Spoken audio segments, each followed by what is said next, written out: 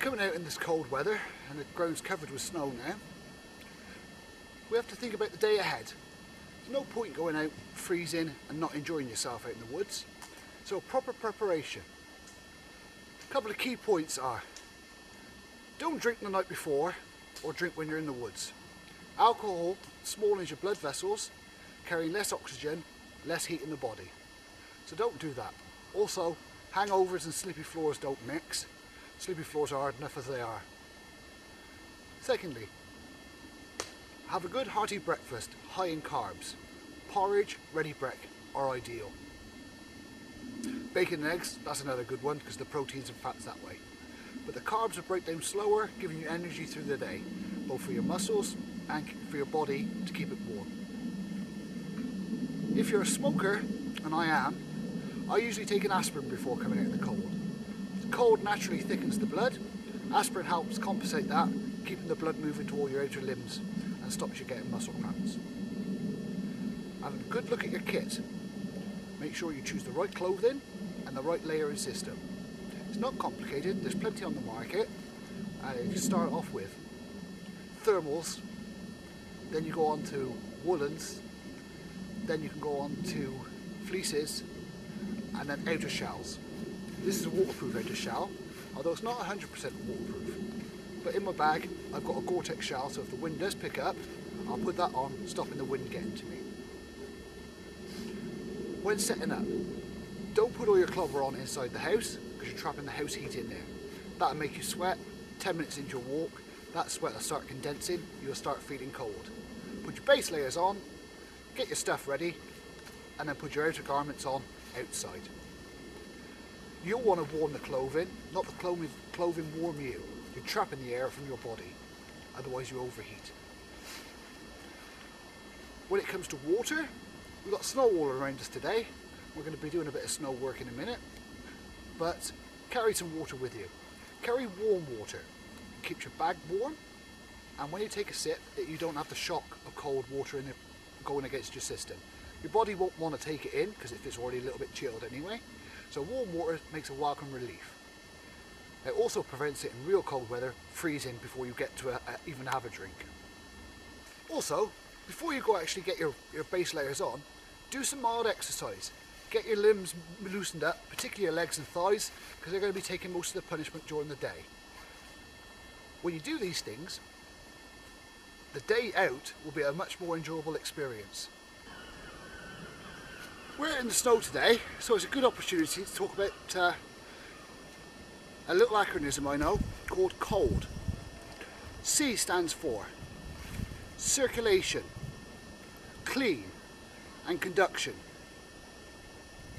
O stands for overheating. You don't want to overheat and sweat, that'll make you cold. L stands for loose fitting. Also, layers. It's better to wear 4, 5, 6, 7 layers rather than one big jacket. You'll stay warmer because of the pockets of air. And D, keeping it dry. And also, if you're out in the wilds for a long time, daylight in cold weather because it gets dark quicker. But dry is the key thing to do with keeping you warm. Mechanisms for making you cold.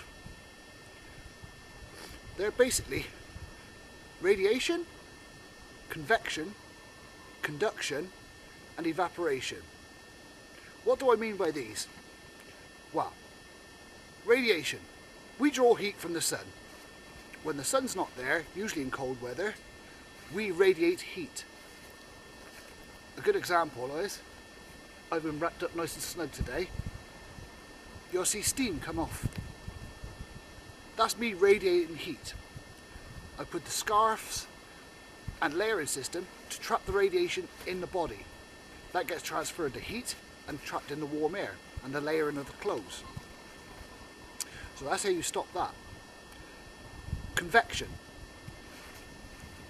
If you're wet and the wind's blowing, that convects heat away from your body. Also, just very cold weather and dry skin, you lose heat that way. Best way around that, covering up your face and your goggles. Particularly in cold weather, Your eyes are very sensitive because they're not hardened to the cold. So that's convection. Conduction. What you touch. I'm touching the snow. And that's conducting heat away from my body. Wood. So we don't want to touch these things. Best way around that is barriers. Simple mittens and gloves. You won't lose your heat that way. Keep these on your person if they're not on your hands, so you don't lose them. In very cold weather, sub-zero stuff, you can get frostbite and it can cause death. Evaporation. We breathe in cold air, it gets converted to oxygen. The moisture gets taken out and it comes out in your breath. So in cold weather, we need to drink more to compensate for this. We also lose heat. So we keep our heads warm with hats and we keep our neck warm. As the air goes in, it gets warmed and we don't lose as much. If necessary, we have to put a fast face veil on to stop that even more. So that's some mechanisms for how to stop losing heat and how we do lose heat. Here's a little tip. Me and Rich has been in the woods now for a little while, and I think it's beginning to get a little bit cold because we're stood in one spot and we're having a cup of tea. So I've gone off. I could ideally use ferns or evergreens or something like that, but there's none available. So this is some rhododendron bush. Just be a little careful, rhododendron is poisonous, but we're going to see if this acts as an insulating property between our feet and the ground.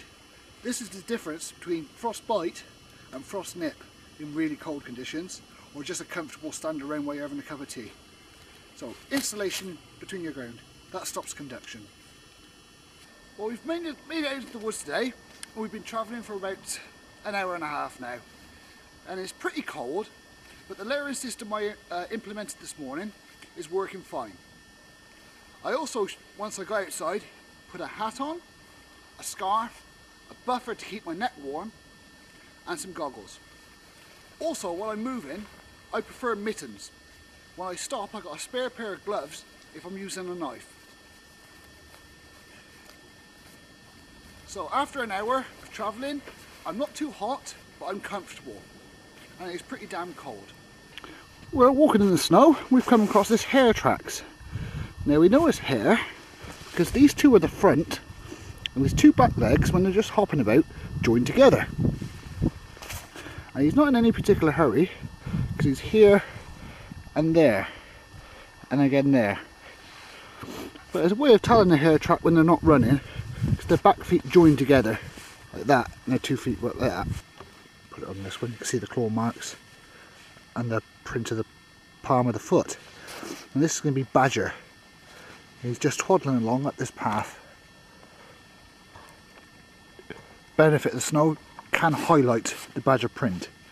Also, if this started frosting up, we'd know it's a little bit old, but this would have been this morning before we got here.